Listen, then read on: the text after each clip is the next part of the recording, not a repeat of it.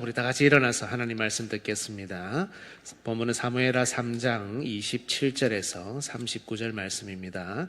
하지만 우리 함께 27절부터 30절까지 읽고 앉으셔서 나머지 부분 제가 봉독하겠습니다. 27절부터 30절까지 우리 한 목소리로 같이 봉독합니다. 아브넬이 헤브론으로 돌아오매 요압이 더불어 조용히 말하려는 듯이 그를 데리고 성문 안으로 들어가 거기서 배를 찔러 죽이니 이는 자기의 동생 아사헬의 피로 말미암음이었더라. 그 후에 다윗이 듣고 이르되 넬의 아들 아브넬의 피에 대하여 나와 내 나라는 여호와 앞에 영원히 무죄하니 그 죄가 요압의 머리와 돌아갈지어다. 또 요압의 집에서 백탁병자나 나병 환자나 지팡이를 의지하는 자나 칼에 죽는 자나 양식이 떨어진 자가 끊어지지 아니할지로다 하니라. 요압과 그의 동생 아비새가 아브넬을 죽인 것은 그가 기브온 전쟁에서 자기 동생 아사헬을 죽인 까닭이었더라. 아멘. 자리에 앉아주시고요. 31절부터 제가 다시 봉독합니다. 다윗이 요압과 및 자기와 함께 있는 모든 백성에게 이르되 너희는 옷을 찢고 굵은 배를 띠고 아브넬 앞에서 애도하라 하니라. 다윗 왕이 상렬을 따라가 아브넬을 헤브론에 장사하고 아브넬의 무덤에서 왕이 소리를 높여 울고 백성도 다 우니라.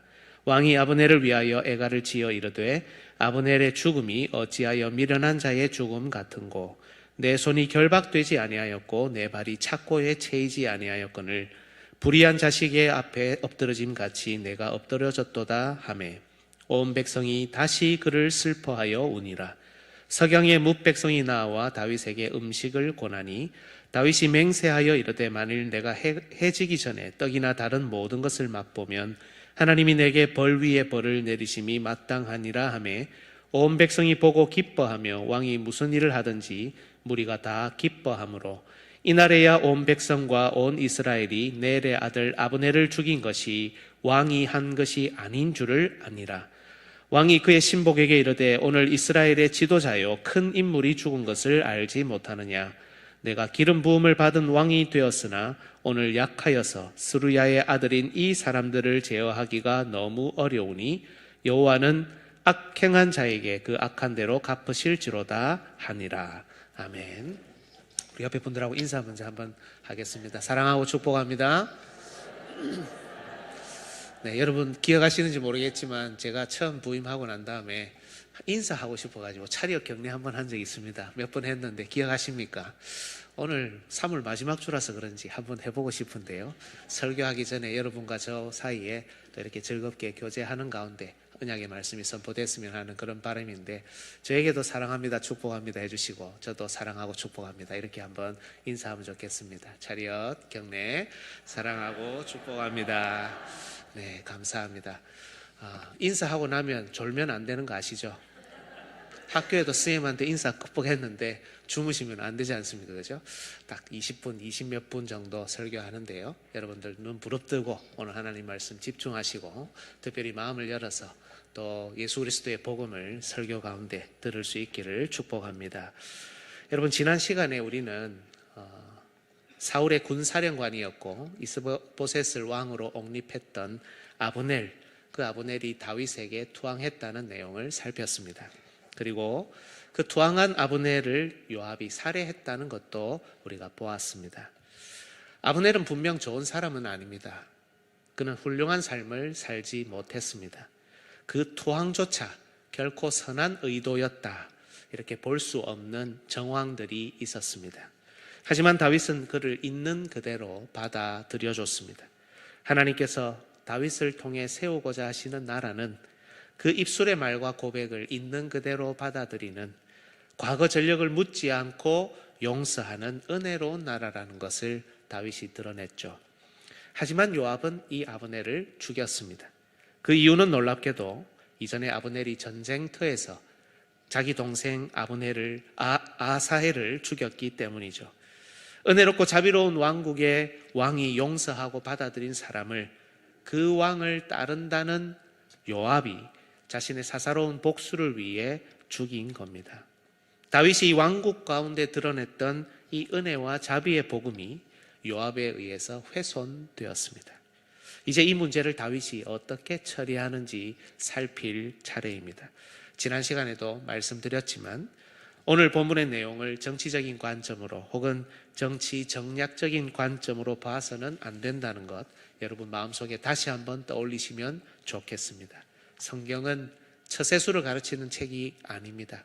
성경은 우리에게 구원을 주시는 하나님의 말씀입니다. 너희가 성경에서 영생을 얻는 줄 생각하고 성경을 연구하거니와 이 성경이 곧 내게 대하여 증언하는 것이니라. 예수님이 이 말씀을 하셨을 때 신약 성경은 단 한 권도 없었습니다. 여기서 말씀하는 성경, 영생을 얻기 위해 예수님, 증언하는 예수님을 만나기 위해 펼쳐서 묵상하고 연구하는 이 성경은 물론 전체 성경이지만 당시로서는 구약 성경이었습니다. 다윗은 하나님께서 온전히 회복하시려고 하는 왕국의 왕입니다. 기름 부음 받은 자, 당대의 메시아입니다. 예수 그리스도의 그림자입니다. 따라서 우리는 다윗을 통해 무엇보다 다윗을 넘어 예수 그리스도의 풍성한 사역을 맛볼 수 있어야 하겠습니다. 따라서 우리는 은혜의 왕국 안에 이런 무자비한 살인, 무자비한 범죄가 일어났을 때 예수 그리스도께서 다윗을 넘어 어떻게 처리하셨고 또 어떻게 행동하시는지를 볼 수 있어야 하겠습니다. 오늘 설교를 통해 예수 그리스도의 풍성한 사역을 맛보고 또 우리가 회복하며 비상하고자 하는 왕국의 원리가 어떤 것인지 볼 수 있기를 예수님의 이름으로 축복합니다. 오늘 본문은 우리에게 다윗이 요압의 이 살인을 어떻게 처리했는지 크게 네 가지로 보여줍니다. 첫 번째는 28절입니다. 먼저 다윗 자신은 이 죽음에 전혀 상관하지 않았다고 선언하죠. 그리고 다윗은 이어지는 구절에서 요압과 그의 집에 영원한 저주를 선포합니다. 두 번째는 31절입니다. 아브넬의 죽음에 대해 온 백성이 함께 애도할 것을 명령합니다. 특히 다윗은 애가를 지어 그의 슬픔을 표시하며 온 백성과 함께 웁니다. 세 번째는 35절에 나오는데요. 다윗은 한 단계 더 들어가죠. 음식을 거부합니다. 온종일 하루를 꼬박 금식합니다. 슬퍼했던 백성은 이 모습을 보고 드디어 기뻐하게 되었고 놀랍게도 이 모습을 보고 나서야 백성은 다윗이 이 일과는 전혀 상관이 없었다는 것을 확신하게 됩니다. 마지막은 39절입니다. 비록 읽지는 않았지만 이 구절은 열왕기상 2장과 연결되어 있는데요. 다윗은 요압에 대한 심판을 아들 솔로몬에게 명령하고 솔로몬이 그것을 실행에 옮김으로 이 사건은 마무리됩니다. 물론 오늘 본문상으로는 아직 때가 이르지 않았기 때문에 하나님께서 요압의 행위를 갚으실 것이다, 이렇게 선포하는 것으로 마무리합니다. 오늘 이 중에서 첫 번째 이 다윗의 큰 행동 살펴볼 것인데요. 여러분, 지금 다윗은 당대의 메시아로서 이 땅에 세워진 하나님 나라의 기초를 낳고 있습니다. 아무리 그렇다 하더라도 사실 이 첫 번째 나는 이 사건과 무관하다라는 이 선언은 좀 비겁해 보이지 않습니까? 그러다 보니 정치적인 행보로 보이는 것이 사실입니다. 좀 전에도 언급했지만 백성은 다윗이 온종일 금식한 후에야 그의 진심을 확인하고 확신하게 됩니다. 즉 지금 백성은 필시 이 일에 다윗이 깊이 연관되어 있다고 생각하는 중입니다. 그렇다고 해서 여러분, 지도자가, 그것도 다윗과 같이 훌륭하다는 이 지도자가 자신이 오해받지 않기 위해서 나는 상관없는 일이다, 나는 무죄하다라고 선언하는 것은 좀 아니지 않습니까? 아무리 오해받아도 지도자라면 묵묵하게 자기 길을 밀고 나가야지 한 사건 한 사건 또 한마디 한마디에 일희일비하는 나약한 지도자처럼 보인다는 말씀입니다. 하지만 여러분, 다윗은 반드시 이것을 말해야 했고 성령 하나님께서는 이 사실을 우리가 읽도록 하셨습니다. 분명 그 이유가 있다는 의미고 이것이 하나님 나라의 중요한 원리라는 겁니다. 따라서 우리는 다윗이 왜 이걸 선언해야만 했었는지 잘 알아야 하겠습니다. 이를 위해 우리는 먼저 요압의 이 살인이 얼마나 심각한 범죄인지 또 얼마나 하나님 나라를 훼손하는 일이었는지를 알아야 합니다. 요압의 이 살인은 살인 자체가 죄다, 살인했으니까 죄지 이렇게만 말하고 넘어갈 일이 아니라는 겁니다. 이 살인 저변에 있는 요압의 생각, 요압의 사고방식, 요압의 메시아 왕국에 대한 이해, 이 모든 것이 사실은 너무나 뒤틀려 있었고 왕국을 무너뜨릴 만큼의 심각한 범죄들이었다는 겁니다. 그리고 이 모습은 어쩌면 오늘날 우리도 그대로 재현하고 있는지도 모릅니다. 물론 지난 시간에 우리는 이미 요압의 살인을 한 차례 살폈는데요. 사실 그 의미 전부를 본 것은 아닙니다. 하나만 더 볼까요? 여러분, 요압이 아브넬을 죽인 장소가 어디입니까? 여러분, 성경 한번 보시겠습니까? 눈에 보입니까? 바로 27절에 나오는 대로 헤브론이죠. 아브넬이 헤브론으로 돌아오매, 그리고 요압이 죽입니다. 헤브론은 지금 다윗이 자신의 본거지로, 근거지로 삼고 있는 곳입니다. 다윗은 지금 다른 11지파를 제외한 오직 유다지파의 지지만 받고 있는데요. 그래서 유다지파의 기업 중에 하나인 헤브론을 자신의 근거지로 둘 수밖에 없는 그런 상황입니다. 사무엘하 2장 3절을 보실까요? 또 자기와 함께한 추종자들과 그들의 가족들을 다윗이 다 데리고 올라가서 헤브론 각 성읍에 살게 하니라. 다윗이 헤브론에서 11절 보겠습니다. 다윗이 헤브론에서 유다 족속의 왕이 된 날수는 7년 6개월이더라. 그리고 나중에 다윗이 온 이스라엘의 지지를 받았을 때 비로소 예루살렘으로 옮겨 통치하게 됩니다. 아무튼 지금은 유다지파 출신인 다윗이 유다지파의 지지 속에서 유다지파 기업인 헤브론을 중심으로 활동하고 있습니다. 그런데 여러분, 다윗이 지금 헤브론에 있는 이유는 비단 그가 유다지파라는 사실 때문만은 아닙니다. 다윗을 헤브론으로 인도하신 분은 하나님입니다. 사무엘하 2장 1절 같이 한번 읽어볼까요? 시작. 그 후에 다윗이 여호와께 여쭈어하라되 내가 유다 한 성읍으로 올라가리이까 여호와께서 이르시되 올라가라. 다윗이 아뢰되 어디로 가리이까 이르시되 헤브론으로 갈지니라. 하나님이 헤브론으로 보내셨죠. 사실 예루살렘도 유다 지파의 기업입니다. 또 많은 지역들이 있는데요. 왜 하필 하나님은 다른 지역도 있는데 헤브론으로 가라고 하셨을까? 여러분, 이제는 이런 질문을 성경을 묵상하시는 분들이라면 반드시 해보실 수 있어야 됩니다. 당연히 헤브론이 가지고 있는 어떤 특정한 이미지 혹은 의미 때문이겠죠. 그렇다면 헤브론은 무슨 의미가 있습니까? 기억하실지 모르겠지만 헤브론은 이스라엘 전역에 퍼져 있는 6개의 도피성 중에 하나입니다. 여호수아 21장 13절 제사장 아론의 자손에게 준 것은 살인자의 도피성 헤브론과 그렇게 되어 있죠. 도피성 제도는 작년에도 제가 이 부분 설교를 했었는데요. 하나님의 은혜와 깊은 자비를 보여주는 대표적인 율법입니다.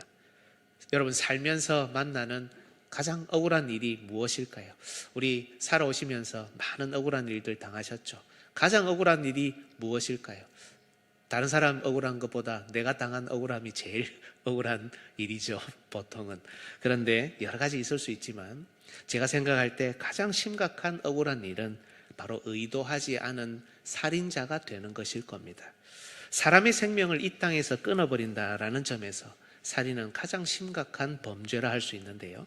따라서 전혀 의도하지도 않았는데 자신이 살인에 포함이 되어서 살인자가 된 경우 삶에서 만나는 가장 억울한 일 끝판왕이라 할 수 있을 겁니다.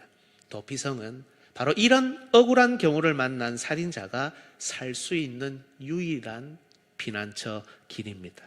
복수하기를 원하는 피해 보복자로부터 이 성으로 도망했을 때 재판 후 그 살인이 과연 부지중, 즉 전혀 의도하지 않았는데 실수로 한 살인이었는지 확인되고 난 다음에 그의 대제사장이 죽기 전까지 바로 그 도피성 안에서는 적어도 복수를 당하지 않는, 보복을 당하지 않도록 하는 그런 제도입니다. 도피성이었던 헤브론은 바로 하나님의 이런 은혜와 깊은 자비가 서려 있는 곳이었죠. 여러분, 우리는 이 사무엘하 2장, 3장, 4장을 거쳐가기 전 바로 사무엘서 상의 내용부터 다윗이 그간 사울과 그 추종자들로부터 얼마나 많이 도망 다녔다는 사실을 잘 압니다. 도망 다니면서도 다윗에게는 언제나 환난 당한 자, 빚진 자, 마음이 원통한 자들이 모여들었습니다. 우리는 이 장면에서 참된 왕 다윗의 다스림과 통치를 통해 하나님께서 회복하고자 하는 그 사람들, 그 나라의 모습들을 미리 볼 수 있죠.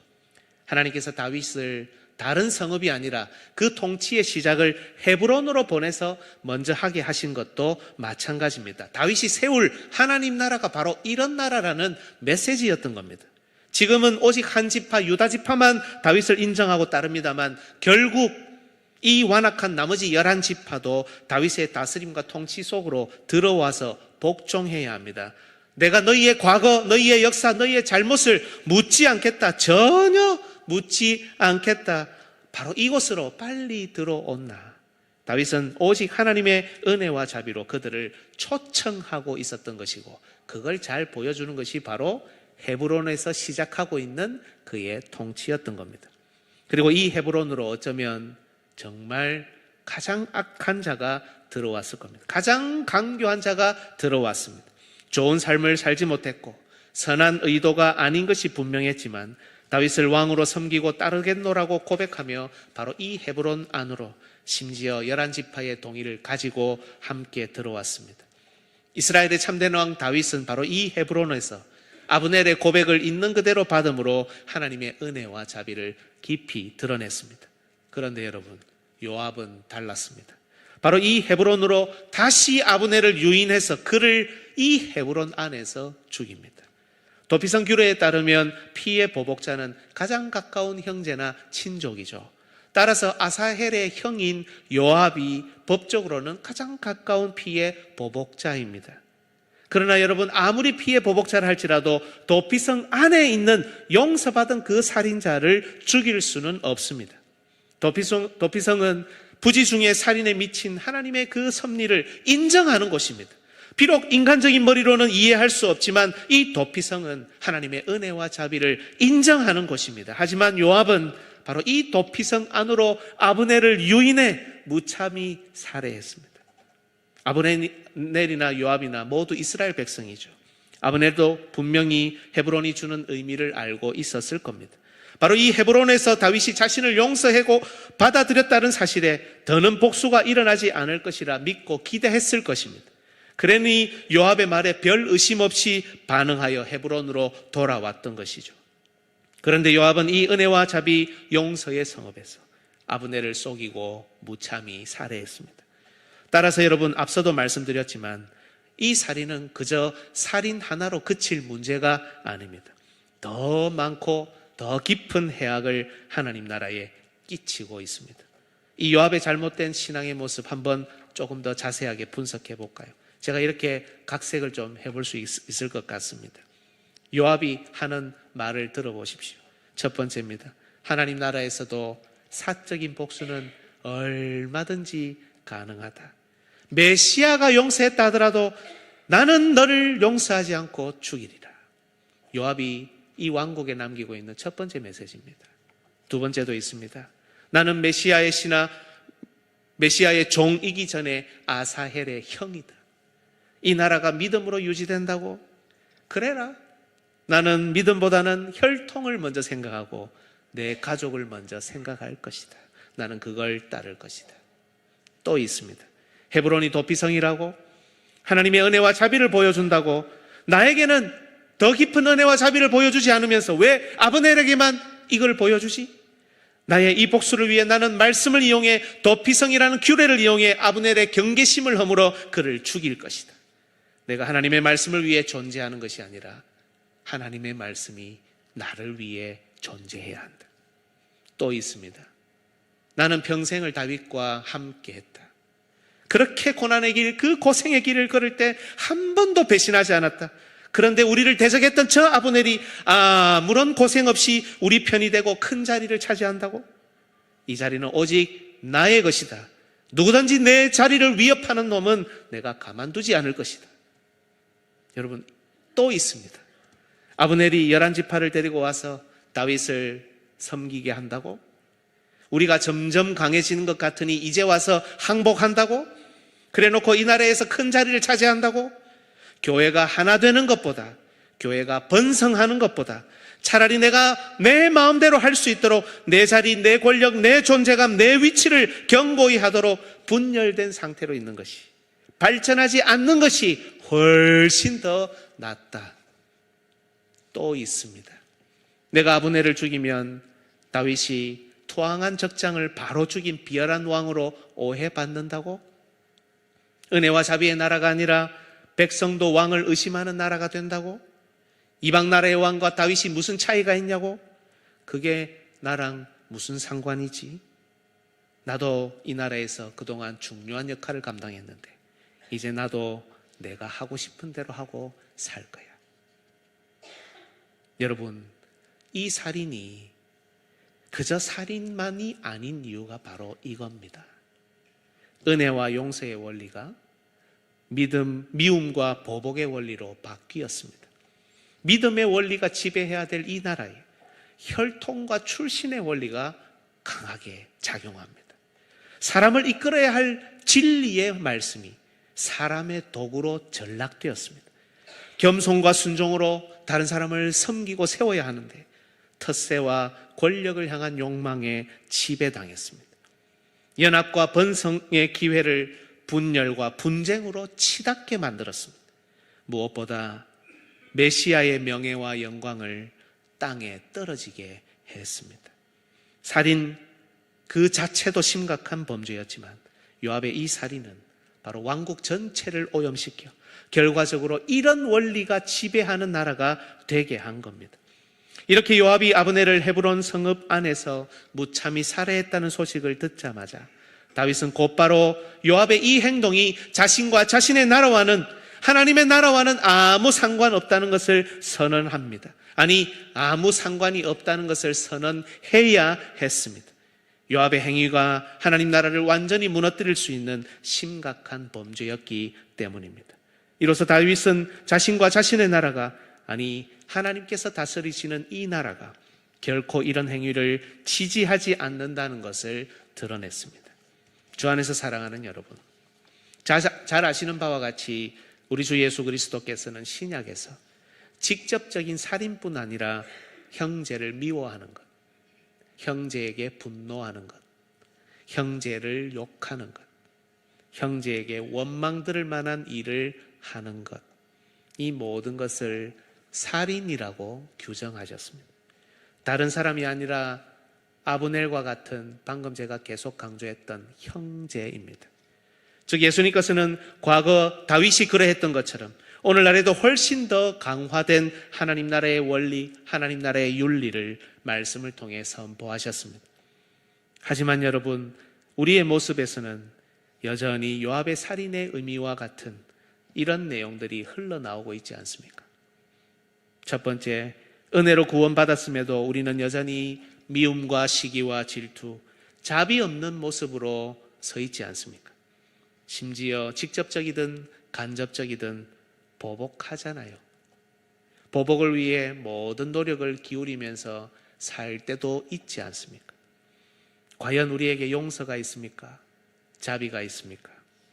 이 예배를 마치고 내려가 여러분 식당에서 밥을 드시게 될 겁니다. 그리고 각 기관에 흩어져서 원례를 하게 될 겁니다. 은혜의 복음이, 이 자비가, 이 용서가 우리의 말과 행동을 통해 식당에, 기관방에 흘러나옵니까? 아니면 살인자 요압의 의미가 우리를 통해 나옵니까? 예수 그리스도께서는 이것이 예수님 자신과 하나님 나라의 복음과 하나님 나라와는 아무런 상관이 없다고 선을 그으시는 겁니다. 두 번째, 하나님 나라는 혈통이 아니라 믿음이지만 우리는 여전히 혈통이 믿음을 우선하고 있지 않습니까? 믿음보다는 나이가 우선이고, 믿음보다는 선후배가 우선이고, 믿음보다 가족의 일이 더 우선이지 않습니까? 내 가족과 관련된 일에는 믿음을 앞세우면서 다른 사람과 관련된 일에는 신경조차 쓰지 않는 모습, 믿음이 우선이라는 겁니까? 아니면 혈통이 우선이라는 겁니까? 직분자 투표할 때는 어떻습니까? 내가 선택하는 그 사람이 내 가족이라서, 내가 정말 잘 아는 사람이라서 찍습니까? 아니면 하나님께서 정말 지금 바로 부르고 계시는 사람이라서 그걸 인정하면서 믿음으로 찍습니까? 예수 그리스도께서는 이것이 예수님 자신과 자신의 나라와는 아무 상관없는 일이라는 것을 선을 그으십니다. 하나님께서는 세 번째 우리에게 말씀을 빛으로 주셨습니다. 하지만 나 자신을 그 말씀에 맞추지 않고 그 말씀을 오히려 나의 사사로운 욕심을 위해 끼워 맞추고 있지 않습니까? 내가 얼마든지 원하는 대로 가려낼 수 있고 내가 얼마든지 원하는 대로 말씀을 이용할 수 있으며 나 자신의 목적을 위해 포장할 수 있다고 생각하지 않습니까? 예수님은 이것이 자신과 자신의 나라와는 전혀 상관없는 일이라는 것을 바로 선언하시는 겁니다. 네 번째, 예수님께서는 은혜와 자비로 우리를 하나님 나라의 일원으로 상속자로 불러주셨습니다. 이제는 우리가 겸손하게 순종하며 다른 사람을 나중된 자를 세우고 돌보며 아껴야 합니다. 하지만 여전히 나의 텃세를 위해 다른 이들이 교회에서 인정받고 대접받으며 높아지는 것을 시기 질투하고 있지 않습니다. 예수님은 이것이 자신과 자신의 나라와는 아무 상관없는 일이라는 것을 선을 그어버리신다는 겁니다. 다섯 번째, 예수님께서는 우리에게 교회의 하나됨을 허락하셨습니다. 하지만 이 하나됨을 지키기 위해 힘쓰지 않고 분열, 갈등 그리고 분쟁을 유발하지 않습니까? 예수님은 이것도 자신과 자신의 나라와는 상관없는 무관한 일이라는 것을 선을 그으십니다. 마지막으로 예수 그리스도께서는 우리가 오직 그리스도의 영광과 명예를 위해 살도록 허락하셨습니다. 하지만 어느덧 이 영광은 온데간데 없이 우리도 이런 모습, 죄악된 삶으로 예수님을 천하의 웃음거리로 오해받게 하고 있지 않습니까? 오늘 다윗을 통해 선포하시는 예수님의 음성을 들으십시오. 본문 28절 29절입니다. 내 아들 아브넬의 피에 대하여 나와 내 나라는 여호와 앞에 영원히 무죄하니 그 죄가 요압의 머리와 그의 아버지의 온 집으로 돌아갈지어다. 또 요압의 집에서 백탁병자나, 이 백탁병자는 몸에서 피나 고름이 나오는 유출병의 일종입니다. 구약에 따르면 부정한 병이죠. 뒤에 나오는 나병 환자나 마찬가지죠. 바로 요압의 집이 영원히 부정하게 될 것이라고 선포합니다. 지팡이를 의지하는 자는 연로하신 우리 할아버지 할머니들을 의미하지 않습니다.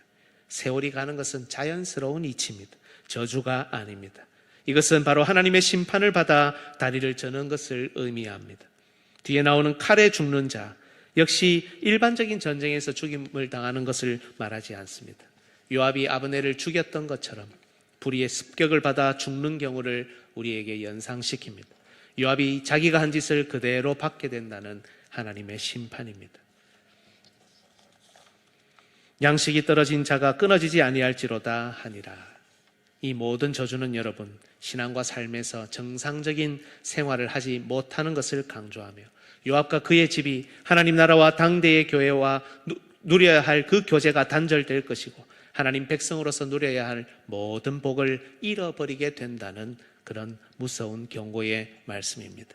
바로 예수 그리스도께서는 마음으로 전심으로 주를 따르지 않고 겉으로만 주님의 종인 척하며 입으로만 주여 주여 하는 자를 모른다고, 나와는 상관없다고, 무관하다고 선언하시는 겁니다.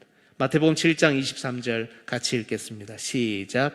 그때에 내가 그들에게 밝히 말하되 내가 너희를 도무지 알지 못하니 불법을 행하는 자들아 내게서 떠나가라 하니라. 나더러 주여 주여 하는 자가 하나님 나라에 들어갈 것이 아니라고 말씀하시죠. 나는 너희를 도무지 모른다. 나는 너희를 모른다.